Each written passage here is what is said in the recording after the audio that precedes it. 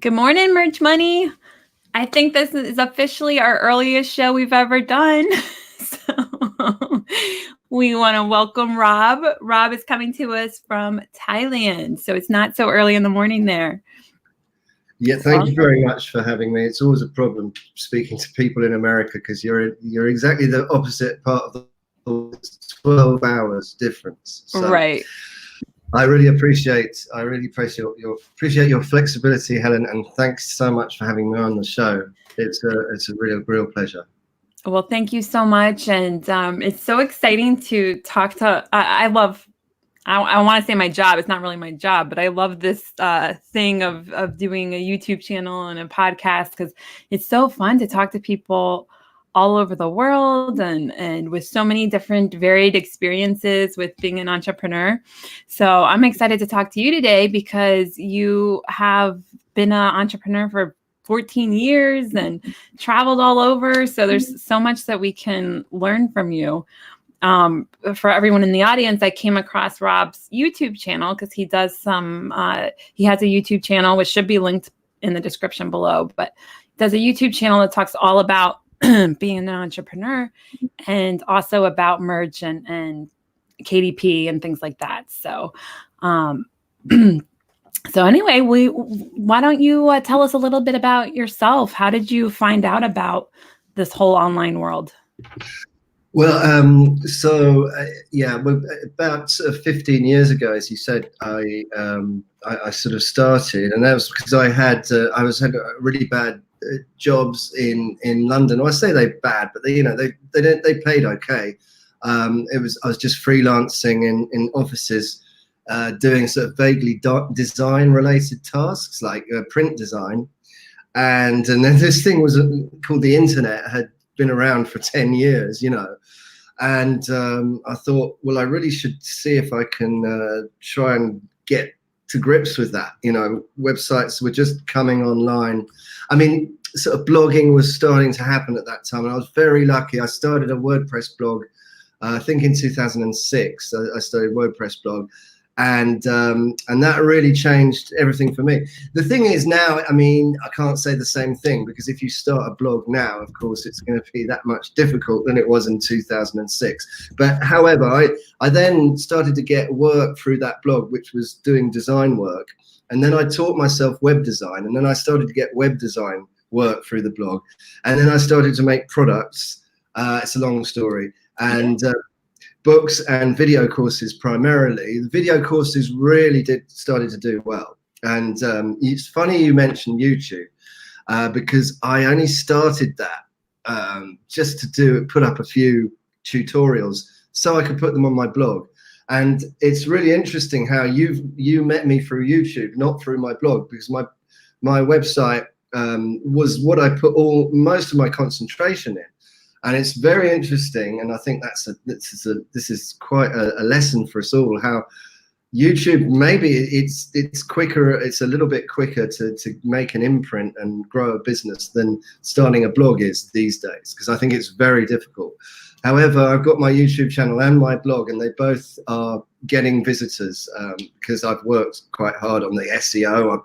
I've put out content. Yeah. Well, I think the thing froze a little bit, at least on my end. So I don't know if you can hear me, but I wanted to say that I can't believe how amazing it is that the internet has really only been around in our lifetime. Like I'm 36. It was around, I don't know, as I was a teenager, but I was barely using a computer until like high school and college. Like as a kid, I think we got a computer when I was like 9 or something like that, but it's fairly new thing. Yeah. And so it's very exciting that you've been able to be part of it for like the majority of the time that the internet's been around. You've been able to take advantage of it for our business. And I think like when you say, it's so much harder now to start a blog, I mean, we got to think about like you were at the cusp of like it starting, like being a brand new thing. If we're talking to people, 30 years from now, they're going to think we're starting right at the beginning. Like today is right at the beginning of blogging and YouTubing and all of that. And same with merch and same with KDP. Like so many people think that everything's saturated and that it was so much easier a few years ago. And yes, it was easier, but at the same time, it's like, come on, guys, like this is the brand new beginning of the internet still. Like if you start today, you are early still. Yeah, I totally agree with you, Helen. Yeah. The last thing I want to do is to put anyone off and say it's difficult nowadays, and it's just change. I mean, it's never going to be the same from one year to next. It's always going to change very quickly. But entrepreneur, I mean, the other thing I've learned is that you have to be quite quick when you see an opportunity, you've really got to be quite quick to it. And the benefit, the joy of the internet was that it created a whole new sort of class of entrepreneurs like me, because I never would have become an entrepreneur if it wasn't for the online world. And there still are opportunities out there, but it's just not the same. And there isn't any cookie cutter solution. People ask me, what's best? Is it KDP or merch? What should I do, a blog or a YouTube? And it always depends on the individual, because the individual will always have different skill set. And so, as you say, I mean, it's not true to say anything's saturated. I mean, there's always going to be opportunities for people who try hard and try different things and think outside the box. Yeah. The other thing I wanted to say is that you were saying, like, it's interesting that I found you from YouTube, and you think of yourself as more of like doing the blog. I'm the same way, where I think of myself where the YouTube channel is the main thing. But actually, our Facebook group is bigger than the YouTube channel. Our podcast is bigger than the YouTube channel. But because like when I initially wanted to start Merch Money, the very first thing I wanted to do was the YouTube channel. So forevermore, like I think of the YouTube channel as our hub, like the main thing, which is actually is not. But I think it doesn't really matter, because as long as you focus on one thing, everything else kind of grows around it. And it's okay. Like more people are finding us on Facebook and the podcast, but I like to keep the YouTube channel going and always having a new guest every week, because it helps me. Like it helps me grow to talk to all these people, it helps me learn. And some people do find us from the YouTube channel, so it doesn't hurt anything. But I think whatever you're doing, whether it's a blog or a podcast, like as long as you have a focus, everything else kind of grows around it. Yeah, it's interesting what you're saying there, Helen, about you tried all these different things like YouTube, podcast, blogging, and Facebook, and then obviously they're not all going to grow at the same rate. You're going to get some are going to be bigger than others, and like I've tried everything. I've tried every social media channel, and usually it's always been bad for me. And the blogging, the fact that YouTube increased in importance, maybe equally with the blogging, is another example of that. Because I mean, I didn't concentrate on YouTube, but now I'm realizing its power. But there's one thing I would say is that I think is anyone listening to this, it is important to have your own website, because the only way for me, the way I make money on YouTube is to get people off YouTube onto my website, and they will do that by seeing me on YouTube and saying, "Oh, this guy's got some great content. Can I get any more for free?" And of course, they can sign up to a free course, or they can even better, get a paid product. But they wouldn't be able to do that unless I had a website and.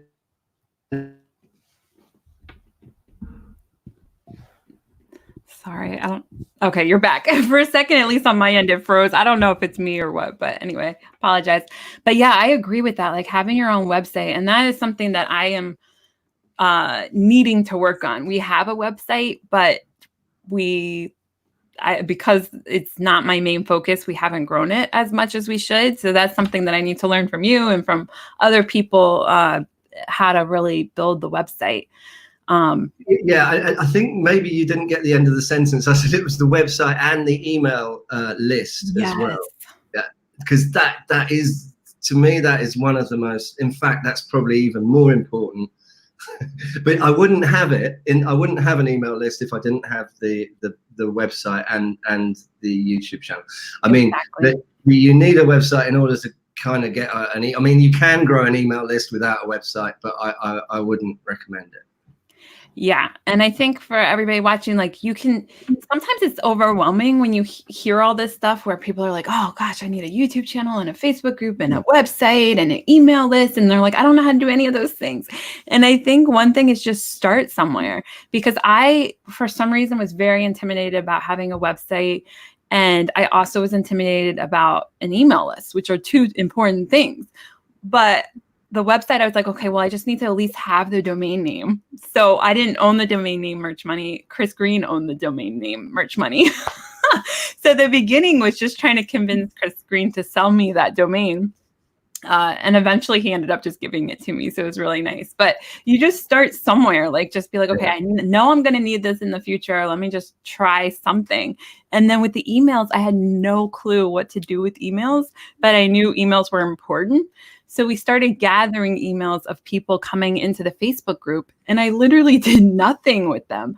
But at least now that we've like had the channel longer, now I'm starting to understand how to do email lists and all of that. And now I have an email list because I was collecting the emails. So even though I wasn't properly like sending out emails and keeping in touch with the email list, at least now I have an email list. So I think start somewhere, you know, I didn't know anything. So we just went live on YouTube. Like, you just start wherever you are, and over time it all grows. Yeah, that's really, really true, because, you know, the last thing I want to say is that people should do, well, I do say that you should do everything in the you know, if you want to build an audience online, I think it's very important to have a website with the ability to blog. You don't have to start blogging straight away. Right. An email list, and then, you know, I would say YouTube, but then maybe your niche isn't right for YouTube. I don't know, but our niche definitely is right for YouTube. And it helps with Google as well. If you put the two together. Yeah, because I mean, for so many reasons. One is you put your videos on your website, then your page, the time spent on page goes up, which is good for SEO. And also you can combine them. Google owns YouTube, as I'm sure you know, and you can combine them in the back. This is the established, or there's a special word for it, I can't remember, but this is the website for this YouTube channel. You know, it's an associated website, I think. So that's a very important sort of SEO point. And you know, so I don't want to say, you know, rush into all of these things at the same time, along with social media. And social media, terrible time suck as well. But you know, you just really had, you know, in your own time, start with, as you say, start with something, whatever you feel comfortable with. But if you want to grow an audience, you will at some stage have to do all these things that we've been talking about. Yes. And I don't know if you agree or disagree, but I think it's really important to have one thing that is just like your, like, no matter what happens, this is happening. So for me, it was like, no matter what happens, we're having a show every Monday night at 8 p.m. on YouTube. And that was like, no matter what was going on, no matter what new thing, it was like, we were consistent. We always had a show on Mondays. So for me, it was like, because it's so much. I mean, you got a website, you got Instagram, you got YouTube, you got all these different things. And so I think it's really important to have one like non-negotiable that like keeps your business going forward. So for us, it was those Monday night YouTube shows. And now that we've been around almost 2 years, we're adding in Thursday. So you're our Thursday show this week. Now I can maintain 2 shows per week. But in the beginning, it was like 1 show per week was more than enough. And it kind of kept me learning and continuing forward. So. Yeah, no, I had that rule as well with blog post. I used to do 1 blog post a week for years, and I used to do it over the weekend and publish during the week sometime. And you know, it definitely helped me, because pushing out content, pushing out great free content, it is gonna get you. It's gonna get you noticed sooner or later. So it's great to have a little rule like that. Yeah. Flav is asking, are we going to talk pod? Probably a little bit, but not the main topic today, Flav. We're talking about Rob's journey and his entrepreneurial thing. And I think having a blog and a YouTube channel is very useful for a lot of different businesses and a lot of different people. It could apply to your POD business, or it could just apply to becoming a coach or whatever you want to do with it. But I think having a website, having a YouTube channel, getting noticed in whatever you're trying to do will help no matter what kind of business you're trying to do. Right? Yeah, I mean, a fair enough point from Flav there. I've been on a podcast with him talking about POD. So, and yeah, that's what it's merch minds. But for me, the POD business was actually, it was it was quite new for me because I've always wanted to do something away from my brand, you see. And that, to be honest with you, the POD is not my brand, because it's obviously, I don't tell everybody what T-shirts and books that I make. So I don't use my own audience to market the POD, which for me is great because it's another income stream and it's another string to my bow.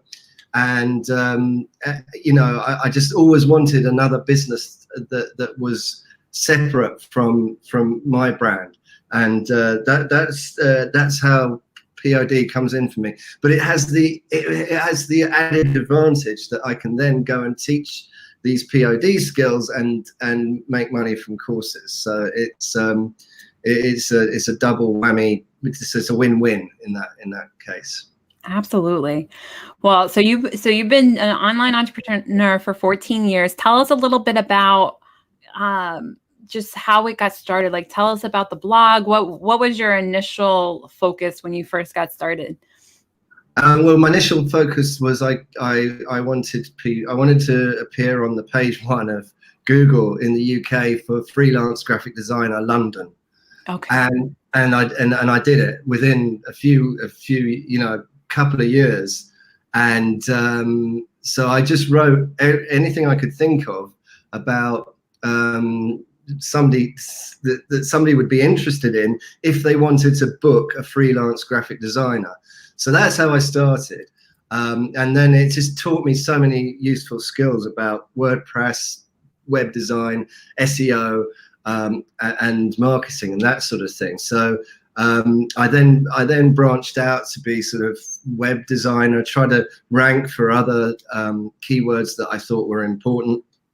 And the way I did this was just to write content about them and just play around with the keywords in the title, which is similar to what you're doing with POD, really. It's playing around with keywords in the title and trying to do things that people like, that there's less competition in. So that was the initial focus, and I got a lot of business through because I was on the website, and I used to get some really great clients, and because that was going so well, as I say, then I then pivoted to because I wanted passive income. I didn't want to work for clients, and everyone says the same thing, and to be honest with you, the clients were quite nice. I quite enjoyed it, but I was kind of earning hours, exchanging hours for dollars, as they say. Right. I mean, I had my hourly rate, and if I didn't work, I wouldn't get paid. So I wanted some of that passive income. And how did you, let me interrupt for 1 second. How did you know that you wanted passive income? Like, how was that a thought? Because for me, I didn't even think about passive income until I read Rich Dad Poor Dad. It wasn't even like a concept I really even knew about. So how did you even know that that was something you should be going for? Similar to you, I read 4 Hour Work Week. Oh, and okay. I was watching all sorts of podcasts and videos and blog posts about entrepreneurship, and I thought, passive income, that sounds like a good idea. And it was when you read those sort of books, and was always obsessive about reading entrepreneurial books. I'm sure everyone else is. And not everyone else is, but yeah, I am too. Definitely. Yeah, it doesn't have to be books, but it could be just leading figures in the industry and what they say. Well, a successful entrepreneur, what do they say? And a lot of them will say, well, try and get some sort of asset, whether it's a house or something. And like, that's a great business, isn't it? Buying a house and living off the rent, if you can afford it. And but it was that sort of thing. And so the passive income thing would be creating an asset like a video course or an ebook or any sort of product, an app or anything like that, and seeing if you could get it to sell, because then it's all about scaling, isn't it? So you can't scale a business where you're working when you're doing all the work. You can't scale it because there's only so many hours in the day. Right. But passive income, creating assets, you can scale them indefinitely. I think that's something that's very important to highlight right there, because I don't think a lot of people really understand that concept. Like, I didn't even know it existed, that concept, until I read Rich Dad Poor Dad. So that was when I turned 30. Somehow I found that book. So that was 6 years ago. Before that, I didn't even know that was a concept, except I kind of knew like the idea of getting a house and renting out a house or a property, that I kind of knew about. But other than that, I didn't know I don't even know if I knew the word passive income. I definitely didn't know it was something to strive for. And I think that my first business I did was FBA, which is, selling products on Amazon. And when merch came out, I immediately was like, wow, this is much closer to passive income. I really just want to go for that. But I had very minimal success in the beginning. So when I was trying to explain it to other people doing FBA, they're like, all they could see was how much I was making and how much I was making with FBA. So they're like, well, you obviously should concentrate on FBA because you're making more there. But I kept being like, no, obviously I should concentrate on merch because it's passive income and it's going to grow. And like every work you put in now will grow in the future. So I actually couldn't find anyone that agreed with me or had this idea of passive income. I was the only one that I knew at the time. So I just kept not really focusing on it, but I kept working on it while I was doing FBA, because to me it was so important.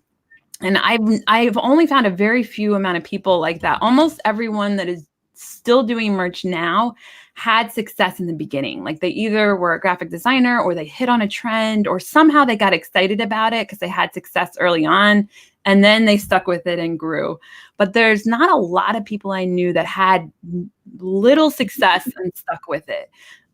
But I think if you don't have that idea of how important passive income is, I think it's hard to stick with it. So I think that's something to talk about. Like passive income's a real thing, which a lot of people just don't even like the word at all.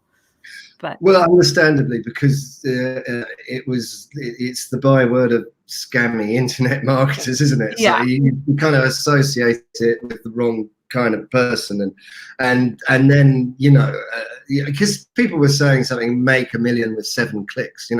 Thank God you don't hear that these days, because it really is obviously a load of rubbish. But it's not about like not working, sitting there and making the money, but it's just more as thinking strategically about the future, and what could you do now that's going to make you the most amount of money, not now but in a few years' time, because this is a long game. So that's why I thought it was important to concentrate on. Again, I go back to my website and my YouTube channel, because they are my name. They're inextricably linked to me. And with the case of the website, I know it'll always be there as well. They can take away your YouTube channel. They can take away your Amazon accounts, God forbid. It's all for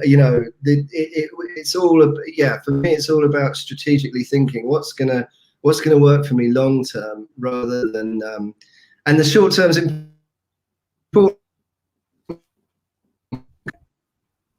Yeah, I cut out a little bit, but I think you're right. Like the long-term thinking, but you're right. You also need to think about short-term thinking. It's a little bit of both, because you got to survive in the short term also. But yeah, that's my one of the things that I really love about print on demand. It's like you can make money now, but it's also growing what you're making in the future. And same with YouTube. And I like what you said about you need to have your own website. For me, a lot of people will laugh because I really like freaked out last year when COPA made all these rules for YouTube. I guess they had already done it before, but I didn't know. So a lot of people that had content for younger audiences all of a sudden couldn't monetize. And it was this whole thing.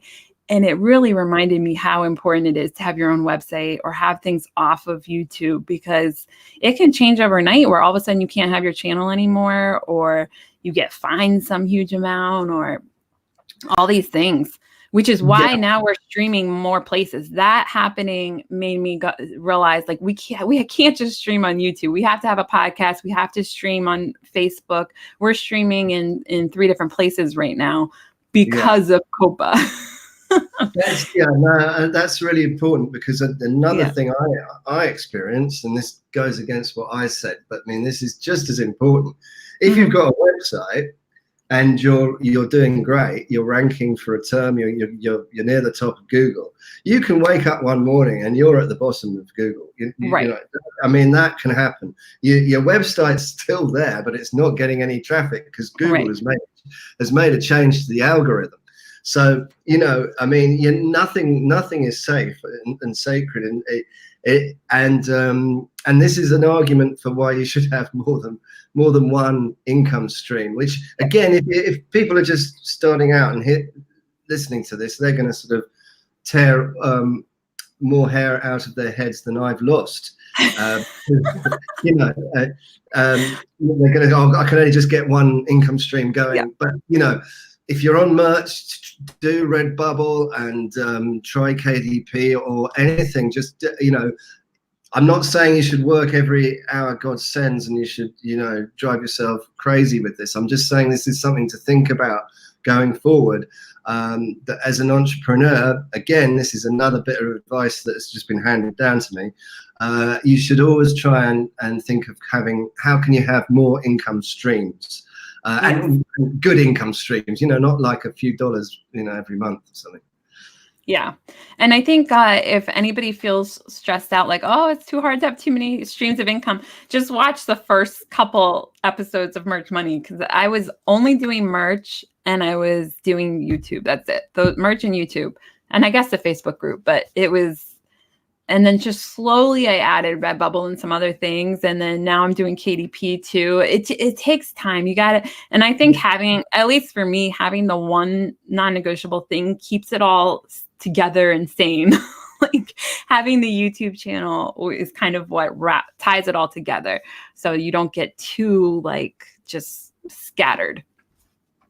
I think there's a good compromise. We're saying everything.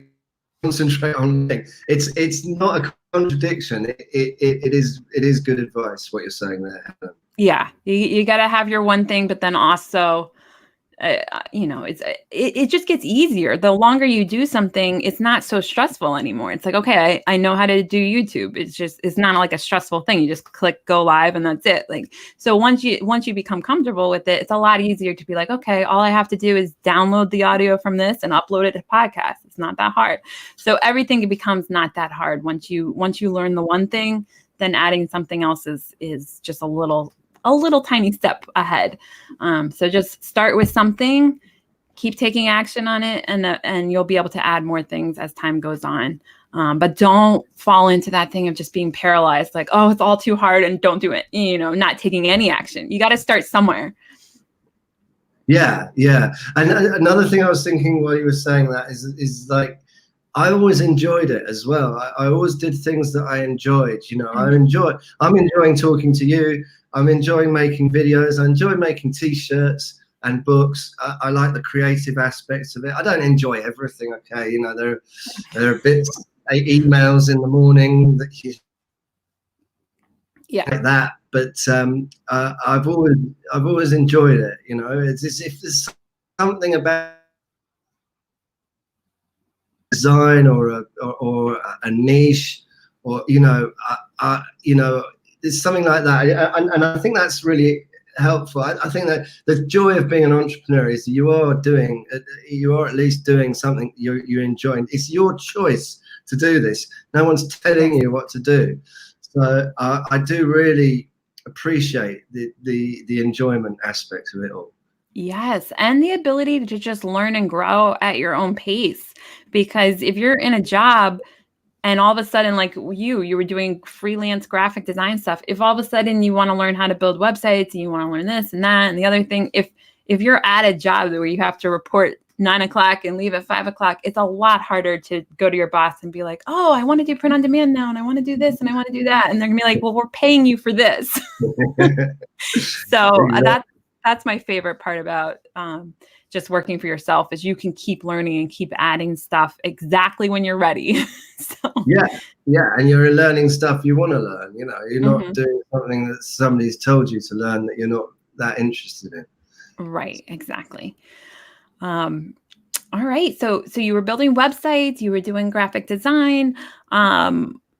When did you start adding in the blog, and then when did you add in YouTube and POD? Like, what was the whole progression?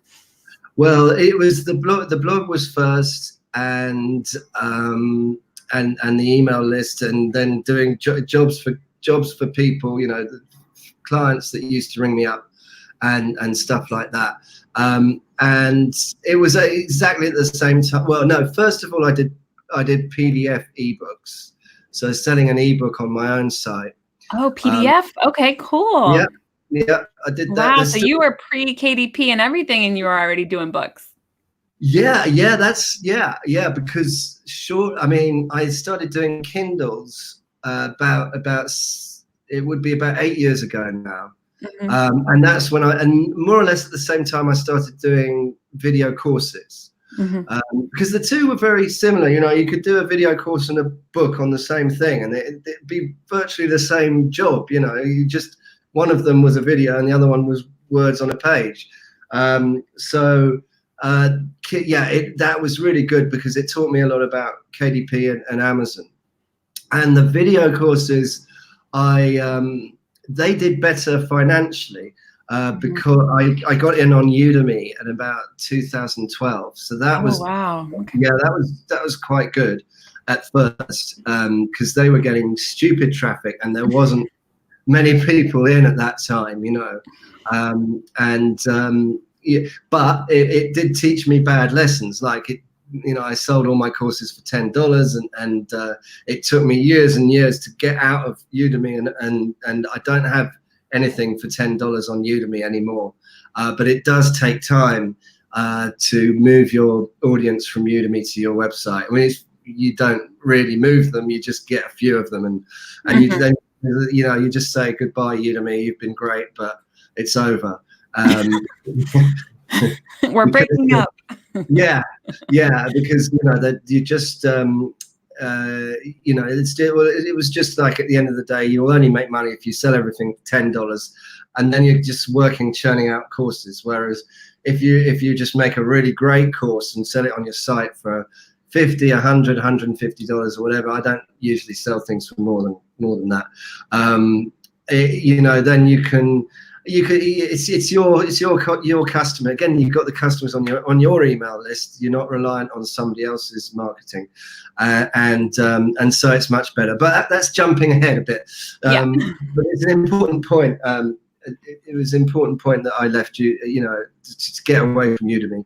But that was the trajectory of how it happened. So when in about 8 years ago, when the books and the videos started taking off, I started taking less client work, and I was really happy about that because again, it was the sexy passive income that I wanted, and so that was the order of things. Now, so then I went to Thailand about 5 years ago because I was earning all this passive income and I was living in London, which is it's like New York, you know. Where's all my money going? Well, you know, Right. Yeah, you can't step out of the door, and it's just expensive. So there happened. I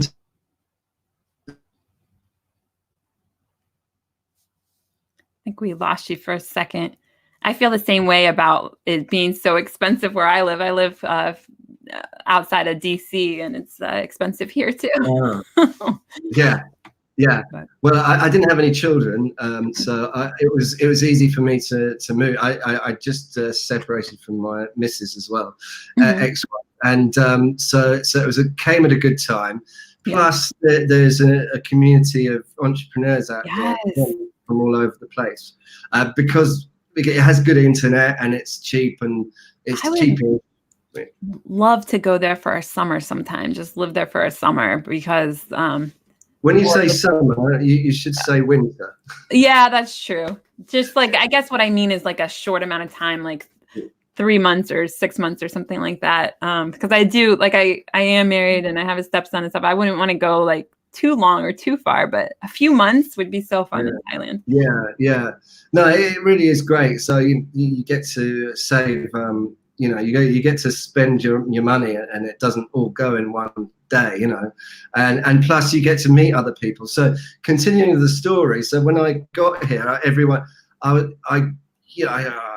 was talking to everyone and getting too many ideas. So I started FBA, and that taught me a lot. I had about 4 or 5 products, main products. Only one of them did okay, and the others, and that was the first one. So I was thinking, maybe I should, I'm not cut out for this FBA stuff. And just as I was giving up on that, merch came along, and merch was really good for me because as you know, I used to be a designer, so I can bang out the designs pretty easily, and I have experience with Amazon a little bit. And then shortly after the merch came along, I found out about the low content books, and this is only the last couple of years now. And again, the low content books were perfect for me because I'd done paperback books for my Kindles. In fact, even they make as much money as the Kindles do, the paperback books. But these are proper non-fiction books that actually took me time to write, And so the idea of creating these low content books that don't take any time to create, comparatively, cheating. Yeah, it's like cheating. It's like, God, it's this easy? You're joking. Yeah. I just couldn't believe it when I started. Everything started selling. It was just like, oh my God, this is brilliant. Why didn't I do this 6 years ago? But don't let that stop you, because everything I've ever done, I'd say, oh, I wish I'd done this last year. Yeah.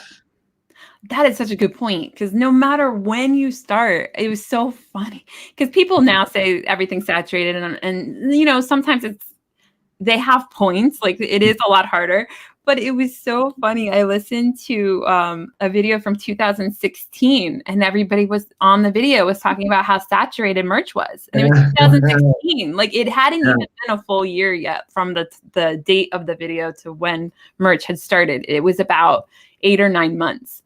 And it's like, gosh, like we can't let this stuff sink into our head. Like literally the internet's only been around in our lifetime. Nothing is saturated. Absolutely nothing. If you imagine like what everyone's going to have to be doing 100 years from now, they're going to laugh listening to these videos of us talking about something saturated. They're going to be like, are you kidding me? Yeah. This is brand new. So there is, anyway, but yeah. So even when you first started 4 years ago, it felt like you were too late. And it's like, no, you're not too late. Like, yeah, of course. Well, it taught me not to. I thought it, but I didn't act on it. Because you said earlier on in the interview, when I said I started my website in 2005. It's true. I did register the domain in 2005, and you were saying, oh, that's so early. Of course, when I did it, that was still 10 years after the. Yeah, it felt so late. Yeah, it was 10 years late. And people were talking about, before Google, there were these Lycos and Yahoo search engines, and people saying, those were the days, Exactly. And of course, it's hilarious. I always do that to remind myself, like just listen to something from 10 years ago about people saying something saturated, and it's hilarious. And they always say, oh, it was better 10 years ago. I mean, that they've been saying that for millennia, Since humans have existed. Somehow it was always better in the past. Exactly. Almost never was. Yeah. So, yeah. You've always got to take it with a pinch of salt, because there's people out there that are going to be making money, and they're going to do it because other people give up. Absolutely. Oh my gosh, we need to frame that. People are always going to make money because other people are giving up. Yes. Partly that, and partly there's just so much opportunity. Like, even if nobody gave up, we would still all make money, because it's pretty incredible, the opportunity that's out there. And in my opinion, just starting, because everything, like, yes, maybe somehow it was easier in 2015 on merch, but in some ways it wasn't. We have so many more products. We have so many more tools. We have so much more ability to make things faster that and merch is also more advanced. And I'm saying merch, but all the platforms are also more advanced. They're better at getting the products to people faster. They're better about not running out of products. There were so many like things that people forgot that happened in 2015. So many times they ran out of colors, or they, throttled things so that people couldn't sell it. I mean, there were so many problems that we have somehow just forgotten about. And in our head, it's like, oh, 2015 was so great for merch. It's like, do you not remember? Yeah. It was not so great. And some people are doing really well in the UK and Germany. So and you never had that. I don't think you had it this time last year. The UK and Germany. I can't remember when things come in, when they came in. But it hasn't been that long. No, and all the European markets, which you have in KDP, by the way, you can sell in the whole of Europe. It actually is a bigger economy than the United States. Yeah. And I feel like it's just starting in Europe, because I don't feel like Europe is quite where America is. But I think they might get there, which may or may not be a good thing. But I think a lot of people in Europe still go to local stores or still go to local things, which I don't feel like people are really that different fundamentally. And I feel like a lot of people in the US feel like it's so much easier just to order on their phone and it gets delivered. So I feel like there probably will be people in Europe and other parts of the world where they will eventually feel the same way, where it's like, it's raining. I don't really feel like going up the hill. Like, I remember when I stayed in Italy, we stayed an entire summer and could not find the store where you buy fans. And we didn't know the word fan in Italian. Finally, the very last day, we found the fan store, and it was at the outskirts of town at the top of like a mountain. And I'm like, are you kidding me? They make you work so hard to find the fans. So we went all summer with no fan, and because we couldn't find the fan store. But I feel like eventually people will get tired of that. Like, do I really want to go like literally 2 miles to the fan store, or do I want to just buy it on Amazon and have it delivered to my door? Eventually people will probably just go ahead and order it on Amazon. But I think it's so early in most countries, where most countries are still just used to going to wherever their store is. So I think the growth potential in the world is still huge for Amazon. Yeah, well, I can concur with that, because I happen to be from the UK, as you will know from my accent, and we always used to say that we would get something about 5 years after the Americans. 5 years, whether it's still 5. Like, for example, the word gay used to mean happy, and it took 5 years for it to mean gay to mean gay in the UK. So there was about a 5 years gap between that word, and everything is like that. So like the fashions and yes, Amazon, I think the UK is the most hooked up to Amazon country in Europe. But having said that, definitely the habits aren't the same as the Americans, and they're only going to go one way. They're going to become more like the Americans, because that's what's been happening since the war. I mean, you can just take it from me. And I think with all the social media and all the YouTube channels and everybody starting to hang out together, like we're talking together on a show right now, I think the 5-year thing is going to get smaller and smaller and smaller. So I think it's going to start being just, a few months later, maybe, or something. Or maybe, So I think that the more we get ready to be in all these different countries, the more it's just going to, at some point, just blow up, because there's so much opportunity in the rest of the world. So. Indeed. And when I said 5 years, I was probably talking about the 70s. So, because I go, this is going a long time ago.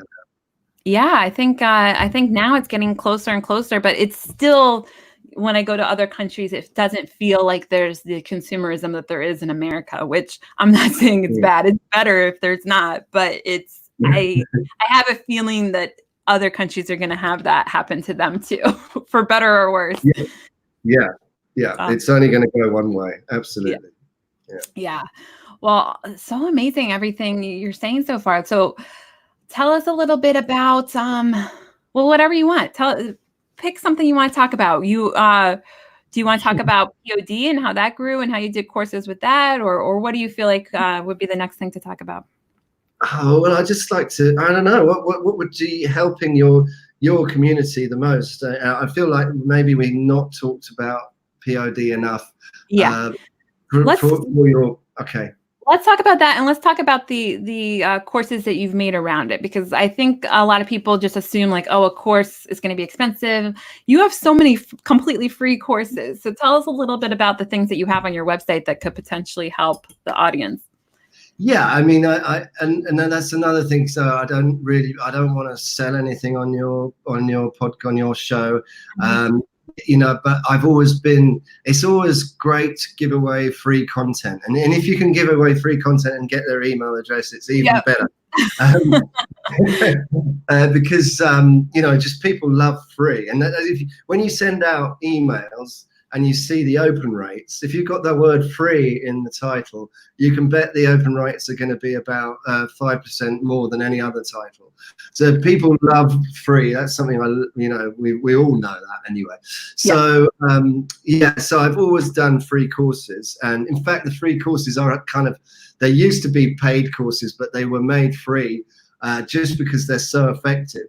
And I think I've got 6 there, and one is an introduction to low content with KDP, which is about half an hour long, and it'll give you a nice introduction, how to upload the books, how to make them. Doesn't go into too much detail because of course there's so many ways to make a PDF. You can't go into it in a free course, and but it will take to the basics. I get the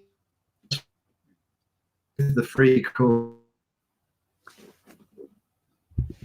We're going to get held up again. But I really apologize if it's my internet, by the way. I'm so sorry. And I apologize if it's mine. Who knows? It is rainy today here, so it could potentially, I don't know. But anyway, we're doing our best. Okay. Yeah, we're doing our best. I hope everyone's still listening. So that's the basic idea behind the free courses. There's another one that's free about Photoshop and Illustrator, because I use them a lot, and there are 2 WordPress courses that if you're interested in setting up a WordPress blog the right way. This is your own.com. This is WordPress.org, not WordPress.com, which is what probably pretty much everyone's going to use. I think WordPress is still about 25% of of websites are powered by WordPress. So there's a couple on WordPress. I think there's one else on the other one I'd forgotten about, is about email marketing. But anyway, those are the free courses. And then to answer your question, on Pod, I have 3 premium courses which you have to pay for. And there are 2 on merch, because one is an introduction to merch. It really, if you started on merch already, you probably wouldn't need to take that course. But if you're just starting to merch, then maybe it'll be a good idea. And then there's one that's a Photoshop and Illustrator for merch, because that's what I use to make the graphics. And then there's a premium course on the low content stuff. Perfect. Well, thank you so much for making those, because so many people ask me, and I have been so slow with making courses. I don't know what it is. Like, for some reason, it's hard for me. So maybe, hopefully next year will be a different story. But for right now, I'm like dragging my feet with making anything. So I like to know what's out there, because so many people ask me for a course on merch, and I'm like, I'm sorry, I don't have one. But now at least I can point them to yours and be like, well, he has one. Well, I can tell you, Helen, making courses is one of the easiest things you'll ever do. Yeah. Well, Pretty all of it's short, easy. about All of it's easy. Carry on. YouTube, these. I was just gonna say, all of it's easy. YouTube's easy. Podcast is easy. All of it's easy. It's just that we hold ourselves back and are like, somehow it's hard. So I've been able to get past a lot of the things, but I'm stuck right now on the making courses is hard. And I think there's just different reasons why. I think I still don't know editing very well, so that makes it a little hard. And then I also just don't have the confidence that I'm able to teach someone else something. It really is just the confidence, Helen, because all you need to do is get some sort of screencasting software like ScreenFlow or Camtasia, and then you just talk while you're doing the thing on the screen, and then you can edit it within those applications. That's only about, I think it's about $150 now, $250 ScreenFlow dollars. You'll only pay that. You don't need to pay anything else. Get a decent microphone, not expensive, and then do some to camera stuff and just use this. I know. On a tripod. We'll see. I'm trying. Christina is a little further along with me with being able to make courses, because that's what she did at her job. She was in charge of HR, so she made all the courses for the company. So it's nice that I'm able to work with her, because it's helping me realize, like, okay, maybe I can do this. We'll see. But anyway, all that. Thank you. So guys, you can find his courses and his free courses in the description. So just click on that. You get to his website. You can see his blog. You can see his free stuff. So yeah, definitely start there. So much to learn from you. So really appreciate you spending all these years making these courses and this blog and the website and just all the help, all of your knowledge accumulated into that website. It's amazing. Well, it's my pleasure. I enjoy talking about business with entrepreneurs. It's just something I've always enjoyed doing. So thanks for talking to me, having me on the show. You're welcome. And we still got just a couple minutes. So I think at the end, just tell us a little bit about your experience with traveling and what this lifestyle has given you. Oh God, it's been great. It really, I couldn't tell you, I got this laptop and it goes up my back. I can get on a bike and go into the mountains and sort of drive around, stay somewhere, and I'm still working and making money and taking photographs, and I play guitar. So not well, but it's a nice thing to do. When you've got a bit of free time. And traveling's great. I have been to the Philippines, Vietnam, and Germany, and all these places. But I'm just very happy, and I'm happy to have a home base, really, which happens to be in Chiang Mai at the moment.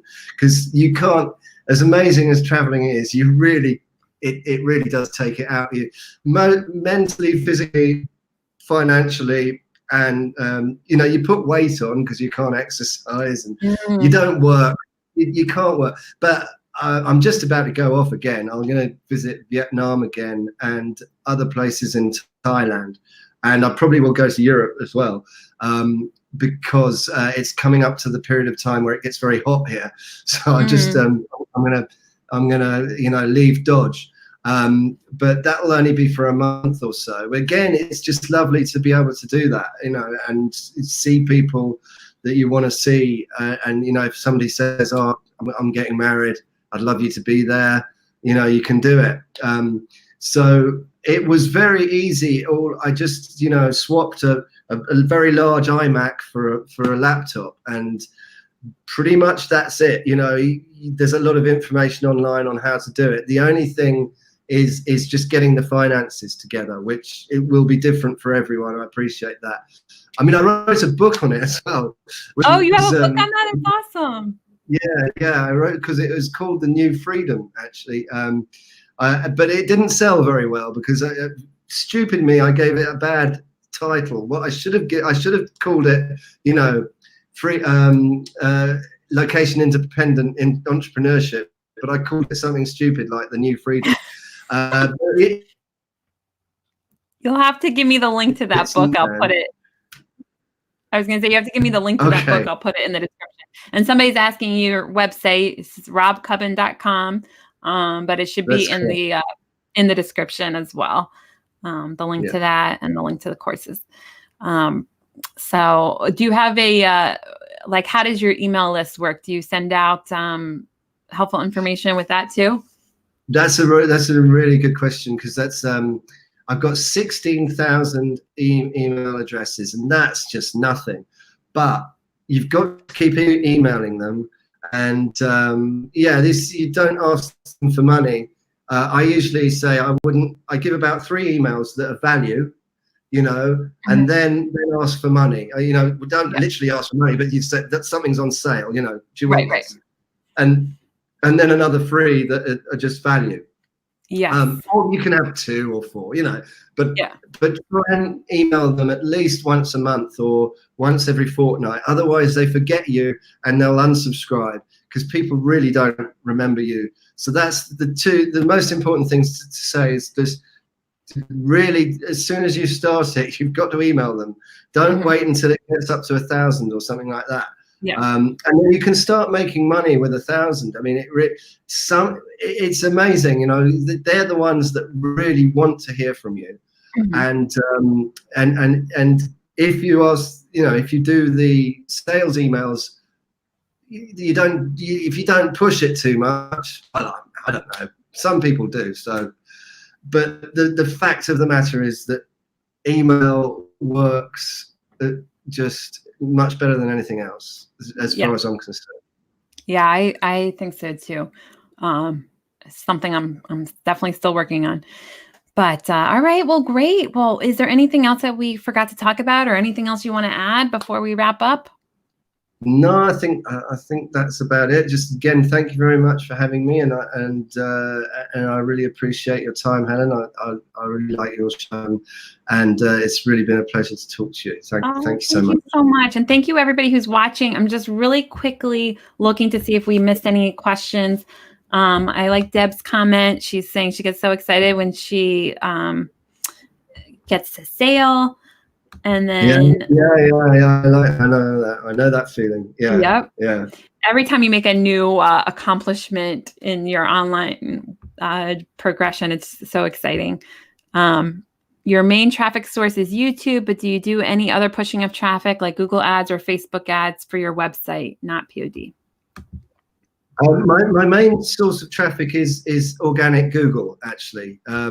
It's more or less the same. No, actually, that brings in more. It's definitely more, because because of the blog, I get 25,000 page views a month. It's not a lot, but that would be more powerful than a little bit more powerful than the equivalent for YouTube, which funnily enough, I get that as well. 25,000 video views a month.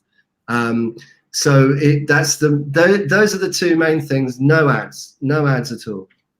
Not for my stuff. I do ads for merch and KDP. I do AMS, but that's just very small and it's not important. So no ads, no, all organic, because it's free. Yep, that's how we've done it too. We did one promoted post the other day on Facebook just to try it out, because I think we had like a free something or another.